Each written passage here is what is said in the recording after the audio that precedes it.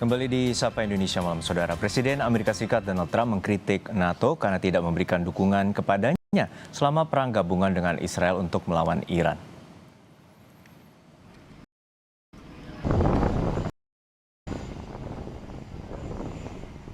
Trump menyebut anggota NATO hanya menawarkan untuk terlibat dalam pertempuran bukan sejak awal. Padahal Amerika Serikat sudah meminta bantuan untuk mengirimkan kapal membantu mengamankan Selat Hormuz. Trump menyayangkan sikap sekutunya yang tergabung dalam NATO karena Amerika Serikat sudah membantu melindungi negara NATO di Eropa saat perang Rusia melawan Ukraina.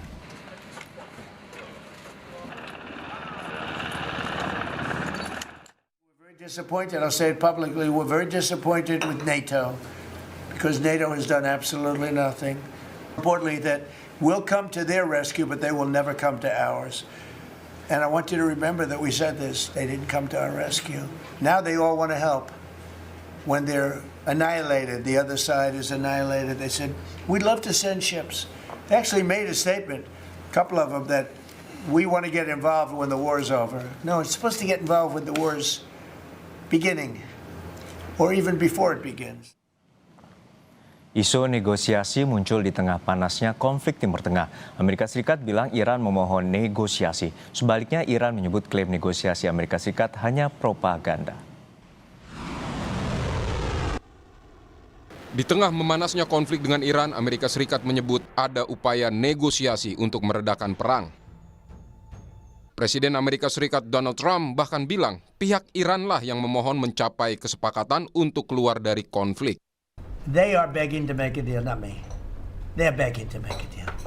And anybody that saw what was happening over there would understand why they want to make a deal. But they say, oh, we're not talking to them. Anybody would know that. And only a total fool. And they're not fools. They're very smart, actually, in a certain way. And they're great negotiators. I say they're lousy fighters, but they're great negotiators. They are begging to work out a deal. I don't know if we'll be able to do that. I don't know if we're willing to do that. They should have done that 4 weeks ago. They should have done it 2 years ago. Namun, pihak Teheran berulang kali membantah adanya negosiasi tersebut. Menteri Luar Negeri Iran Abbas Araghchi menyebut justru pihak Amerika Serikat yang ingin segera keluar dari konflik sehingga mulai mengirimkan pesan melalui perantara. Menurut Araghchi, itu bukan negosiasi melainkan hanya pertukaran pesan. خودمون اجازه عبور بدیم و متحدینشون ولی برای بقیه آزاد هست. البته آزاد که هست خب خود اونها کشتی‌ها معمولاً اجتناب میکنن به دلیل ناامنی که وجود داره. بعضی از اونها شرکت‌های بیمه‌شون پوشش نمیده به اصطلاح این بیمه جنگی رو و خودشون نمیان رد بشن. چنین کاری نداره. ولی ما با قدرت این کارو کردیم و تمام توان خودشون رو بسیج کردن که این کار رو متوقف بکنن و نتونستن. حتی متوسل شدن به کشورهای دیگه. حتی متوسل به کسانی که خودشون دشمن میشمارن متوسل شدن که بیان کمک بکنید این آب راه رو باز. Di tengah wacana negosiasi, saling serang antara Iran dengan Israel dan AS tak juga surut. Iran kembali meluncurkan gelombang serangan ke-82. Serangan terbaru ini menargetkan sejumlah aset Amerika Serikat dan Israel di kawasan Teluk Persia. Sejumlah serangan Iran lainnya menargetkan Israel Tengah pada Kamis pagi, di antaranya kota Kufur Qasim, Tel Aviv, Petah Tikva, dan Haifa. Sebelumnya, Iran juga mengklaim melepaskan rudal yang menargetkan kapal induk AS Abraham Lincoln. Sementara melalui pernyataan Benjamin Netanyahu, Perdana Menteri Israel mengklaim berhasil menewaskan Komandan Angkatan Laut Korps Garda Revolusi Islam Iran, Ali Reza Tangsiri, dalam serangan udara terbarunya. אנחנו ממשיכים לתקוף בעוצמה את המטרות של משטר הטרור האיראני. אמש חיסלנו את מפקד חיל הים של משמרות המהפכה. לאיש הזה יש הרבה דם על הידיים, ובנוסף הוא זה שהוביל את סגירת מצרי הורמוז. זוהי עוד אחת מהדוגמאות של שיתוף הפעולה בינינו לבין ידידינו ארצות הברית במטרה משותפת להשיג את מטרות המלחמה. Presiden Donald Trump menyebut AS mengajukan 15 poin dalam negosiasi, termasuk penghentian program nuklir Iran dan pengelolaan bersama Selat Hormuz. Namun Iran menolak dan menekankan 5 syarat, salah satunya adalah kedaulatan total Selat Hormuz. Di tengah isu negosiasi, perang Amerika Serikat Israel melawan Iran justru tidak mereda. Kita akan membahasnya bersama dosen Hubungan Internasional Universitas Bina Nusantara, Tia Mariatul Kiptiah, dan juga pakar ilmu politik dari Universitas Udayana, Evata Filomeno. Selamat petang, Bapak Ibu, semoga sehat selalu. Selamat petang, Mas Juno. Selamat petang, Mas, Ya, Mbak. saya ke Mbak Tia terlebih dahulu. Mbak Tia, kita mengetahui bahwa Iran masih terus melawan dan terus melancarkan serangan. Namun di sisi lain, Trump terus mengklaim bahwa dirinya telah bernegosiasi dengan pihak Iran dan Iran menyatakan bahwa ingin terus melakukan pintu perundingan. Namun sebaliknya juga dari Menlu Iran menyatakan bahwa Amerika Serikat hanya bernegosiasi dengan dirinya sendiri. Lalu seperti apa sebenarnya? Apakah akan sulit titik temu dalam waktu dekat terkait dengan meja perundingan? Saya melihat, bukan hanya saya pikir ya, jadi publik juga melihat, publik internasional juga melihat, sepertinya statement ini yang benar ada di pihak Iran, begitu ya. Karena memang Trump ini kan tipenya, leadership-nya memang sering berubah-berubah. Bahkan sering memberikan statement-statement yang sepertinya weird atau aneh. Lama dia menyatakan bahwa dia ingin menjadi supreme leader gitu ya. Iran meminta dia jadi supreme leader. Terus tiba-tiba apa saja yang dia katakan sepertinya hal-hal yang memang itu bukan menunjukkan seorang leader dari negara besar seperti Amerika Serikat. Jadi ketika dia menyatakan bahwa Iran approach untuk melakukan perundingan, saya lebih melihat bahwa justru statement dari Araghchi yang benar bahwa mereka akan terus melakukan retaliation atau pembalasan karena memang dengan melihat data-data para pimpinannya cukup banyak yang terbunuh begitu ya, yang dibunuh oleh pihak Israel. Saya pikir Iran fokus dengan retaliation, dengan bertahan, apalagi saat ini dukungan dunia internasional sepertinya di pihak Iran semua, Mas Juno. Dari mulai NATO tidak mau join, kemudian yang kedua adalah bagaimana Uni Eropa juga tidak mau join, bahkan yang terbaru ya, Spanyol itu diberikan free melewati Selat Hormuz. Nah, kemungkinan dengan insiden ini akan diikuti oleh negara-negara Uni Eropa lainnya. Jadi mereka saat ini sedang bermain bagaimana national interest atau kepentingan negara masing-masing lebih didahulukan daripada join dengan Trump yang saat ini kebijakan-kebijakannya jangankan kepada Iran, kepada Uni Eropa sendiri, kepada aliansinya sendiri. Belum lama ya kita lihat bagaimana Trump misalnya ingin menyerang Greenland, kemudian melakukan penculikan terhadap Maduro. Nah, ini menjadi catatan tersendiri bagi Uni Eropa. Jadi saat ini mereka semuanya silent, tidak ada yang dukung begitu ya. Dengan posisi seperti ini justru keinginan untuk kembali ke meja perundingan itu ada dari pihak Amerika Serikat. Ditambah saat ini harga BBM di Amerika Serikat juga melejit ya. Terakhir data itu kalau tidak salah ya itu $8 dari $2. Ini cukup signifikan loh kenaikannya. Artinya ini memang membahayakan posisi politik Trump itu sendiri. Dan sekarang popularitas Partai Republik juga turun anjlok. Kemudian di Republik sendiri terbelah begitu ya. Dan ini sangat membahayakan bagaimana di next election itu Partai Republik bisa bertahan. Jadi kemungkinan misalnya Mas Juno melihat ini kira-kira kembali ke perundingan, saya selalu optimis. Dan kita sebagai akademisi terus menggaungkan bahwa ini harus selesai, perang ini harus selesai, bukan hanya ceasefire, tapi harus selesai dan mereka harus kembali ke meja perundingan. Kemungkinan itu bisa 70-30, Mas Juno. Tanpa intervensi Israel, catatan saya demikian. Tanpa intervensi Israel, kemudian pihak Trump dan mudah-mudahan advisernya juga cukup waras begitu ya, untuk bisa memberikan advice yang baik untuk mengenyampingkan terlebih dahulu nasional interestnya Israel.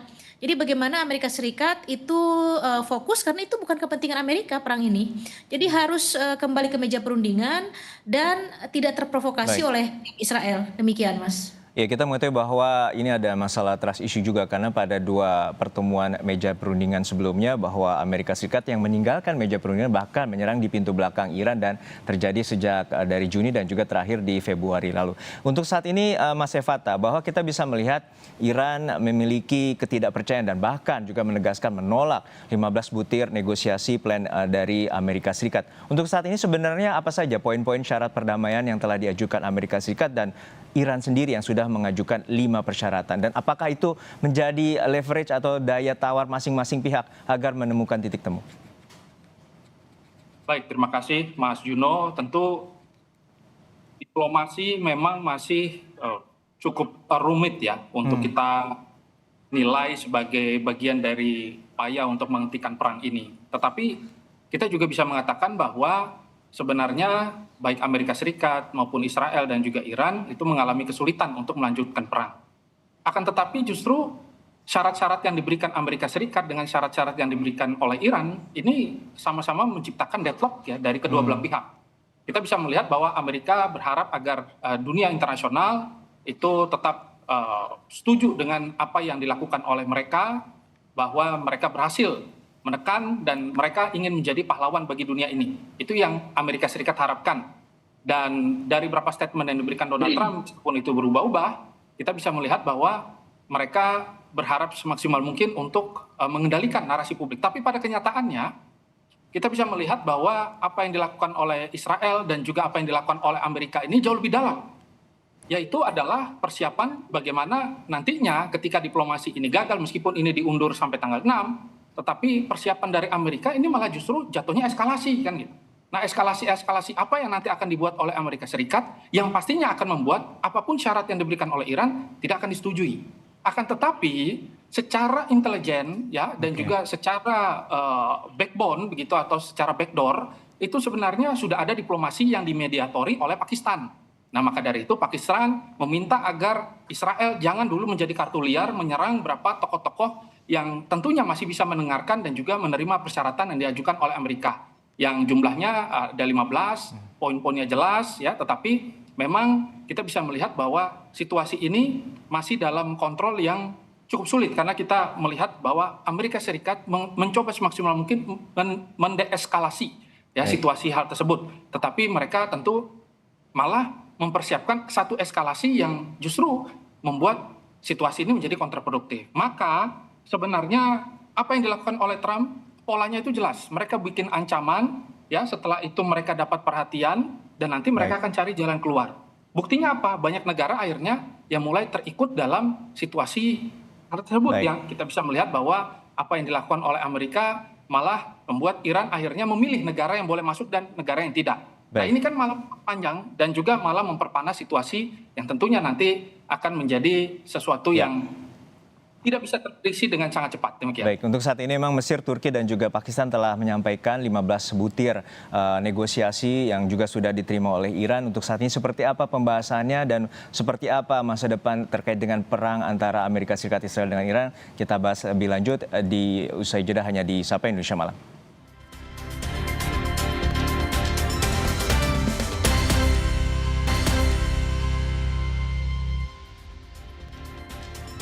Kembali lagi di Sapa Indonesia Malam terkait dengan situasi antara Amerika Serikat, Israel melawan Iran dan juga di tengah meja perundingan ataupun situasi tawaran meja perundingan antara Amerika Serikat dengan Iran. Untuk saat ini kami membahasnya dengan Tia Mariatul Kiptia, dosen Hubungan Internasional Universitas BINUS, dan juga Mas Evata Filomeno, pakar ilmu politik Universitas Udayana. Saya kembali ke Mbak Tia. Mbak Tia, untuk saat ini memang Anda tadi menyatakan bahwa pernyataan Trump ini selalu bertolak belakang, bahwa saat ini yang saya kutip dari BBC, Trump menunda serangan selama 10 hari untuk di wilayah pembangkit listrik tenaga nuklir milik Iran. Dan di sisi lain, sehari sebelumnya Donald Trump atau Amerika Serikat mengirim ribuan personel divisi lintas udara untuk di wilayah Selat Hormuz. Untuk saat ini sebenarnya seperti apa? Bahwa Amerika Serikat terus melakukan muscle flexing atau pamer kekuatan dan juga di sisi lain ia menginginkan adanya negosiasi. Apakah ini hanya titik temunya di posisi terkait dengan masalah ekonomi di Selat Hormuz? Ya, saya melihat bahwa Selat Hormuz itu bagian dari bargaining position dari pihak Iran ya. Karena Iran kan sudah memainkan beberapa taktik atau strategi menghadapi Amerika Serikat ini, dan saya pikir strategi yang dimainkan oleh Iran cukup berhasil karena memang prediksi dari pihak Amerika Serikat itu meleset, hampir semuanya meleset. Dari mulai perkiraan menumbangkan rezim 1 kali 24 jam, kemudian 3 hari semuanya tidak terjadi, bahkan Iran masih mampu melakukan retaliation, kemudian defense atas negaranya sampai hari ini, dan kita melihat serangannya juga cukup mencapai target yang diinginkan, baik itu ke pihak Israel ataupun beberapa military basisnya Amerika Serikat di kawasan negara Teluk begitu ya. Jadi ini cukup membuat surprise juga, bukan hanya untuk Amerika Serikat tapi juga untuk publik internasional. Saya sendiri cukup surprise, Mas Juno, karena saya pikir Iran tidak akan sekuat itu untuk melakukan serangan karena di bawah sanksi cukup lama ya. Ya. Di bawah sanksi cukup lama, dia berdagang ekspor impor dengan negara lain juga susah. Dengan kita juga harus melalui third country dan itu juga pernah komplain dari pihak atas trade Iran dan sempat berbincang bahwa kesulitan dengan Indonesia itu harus menghadapi paymentnya sistemnya dengan negara ketiga begitu. Jadi memang serba sulit Iran dan saya melihat bahwa ketika Israel menyerang Iran, wah ini nggak lama begitu. Tapi ternyata sampai hari ini masih bertahan bahkan memainkan perannya dengan Selat Hormuz ini. Dan saya lihat bahwa bargaining position Iran melalui Selat Hormuz cukup berhasil. Artinya apa? Banyak negara-negara aliansi Amerika Serikat akhirnya berbalik arah begitu. Yang tadinya cukup stay hanya melihat silent, pada akhirnya beberapa negara Uni Eropa misalnya Prancis, Italia itu mencoba Arachi mencoba menghubungi Iran bagaimana bisa berdiplomasi kapal-kapal mereka bisa melewati Selat Hormuz. Di Asia Tenggara, Thailand dan Malaysia sudah berhasil. Nah, saya pikir ini adalah merupakan kunci bagaimana Iran memainkan sekarang gantian begitu ya. Selama ini kan Amerika dan Israel cukup terlalu overconfident saya pikir. Nah, kali ini dengan melalui Selat Hormuz itu yang tadi Mas Juno bilang bahwa ini adalah justru kembali ke perundingan melalui ekonomi. Betul. Ya. Saya sepakat itu. Jadi pada akhirnya dari poin ekonomi lah mereka akan kembali ke meja perundingan, Mas.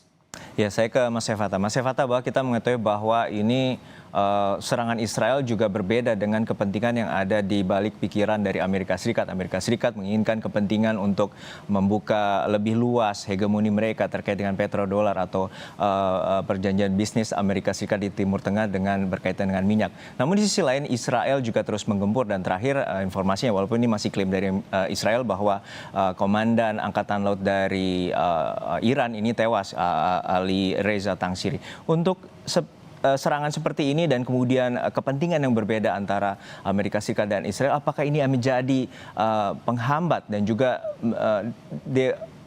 negosiasi antara Amerika Serikat, Israel dan juga dengan Iran? Ya, kembali lagi tadi sempat saya sampaikan bahwa kita harus membaca Amerika Serikat ini dengan Israel ini sebagai satu paket.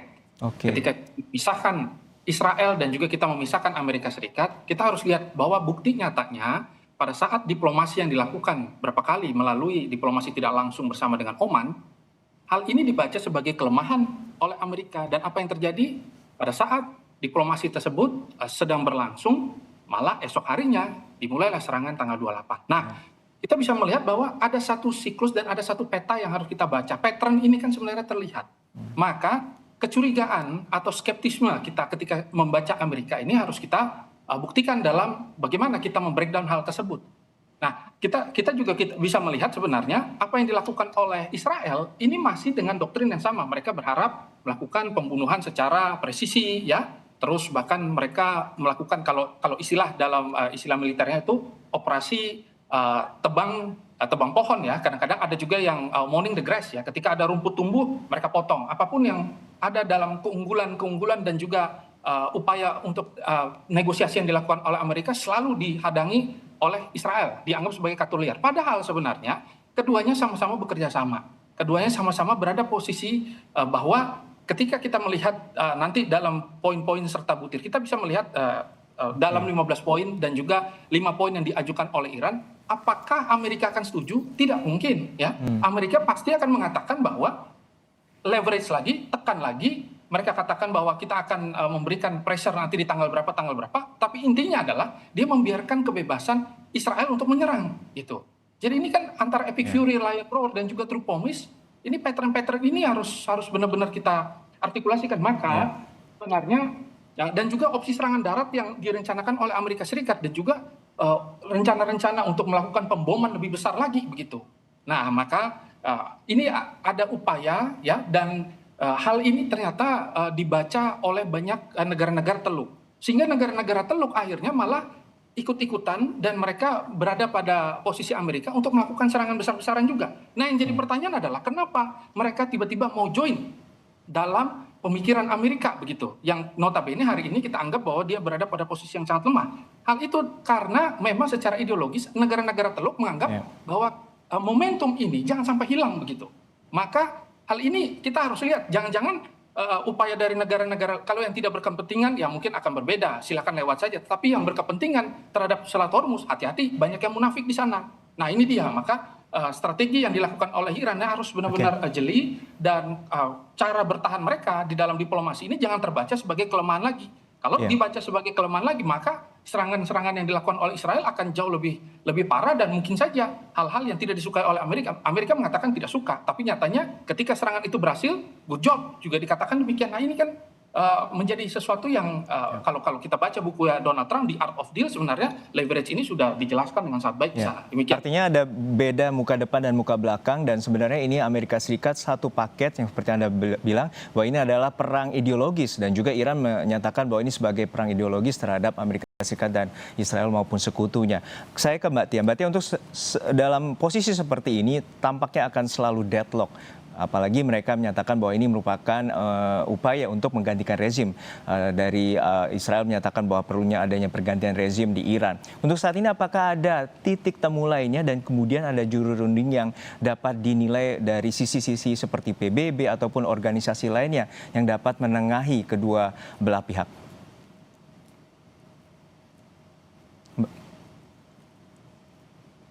Mbak Tia, maaf, sepertinya masih di mute.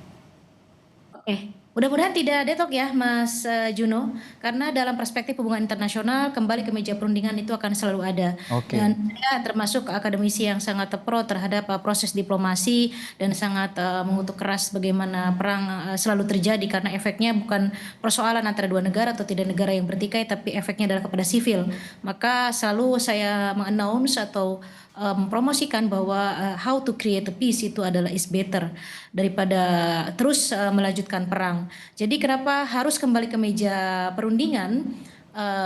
Dalam hal ini kembali lagi saya tekankan bahwa national interest-nya Amerika Serikat dan Israel itu berbeda. Kenapa Donald Trump approve terhadap keinginan Netanyahu? Karena memang posisinya ada lobby-lobby AIPAC, ada lobby-lobby komunitas Yahudi di Amerika yang cukup kuat, begitu ya.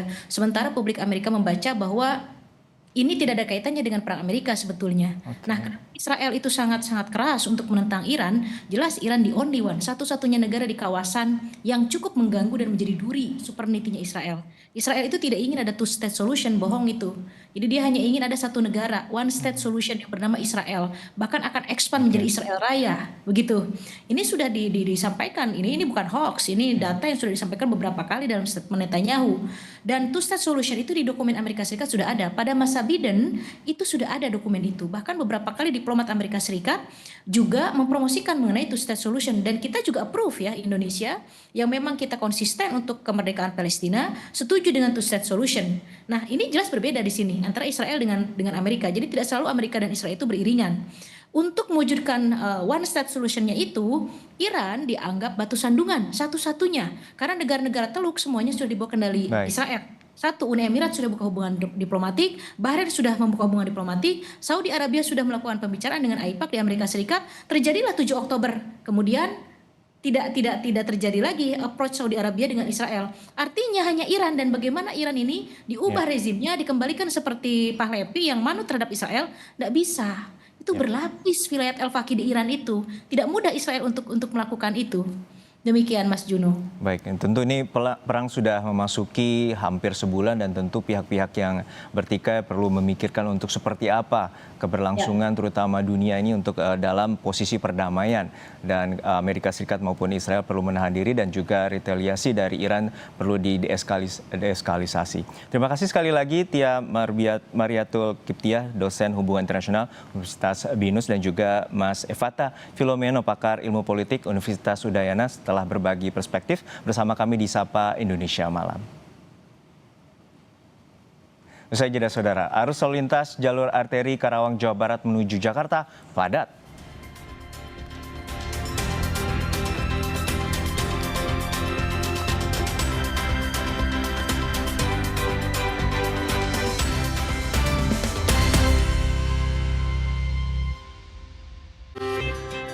Dulu setiap sholat lutut gue sakit banget. Sekarang gue sadar tulang sendi sehat itu penting. Kolagena dengan kolagen, vitamin A dan kalsium membantu mempertahankan kekuatan sendi, tulang, dan kesehatan kulit. Kolagena banyak banget manfaatnya. Aku sering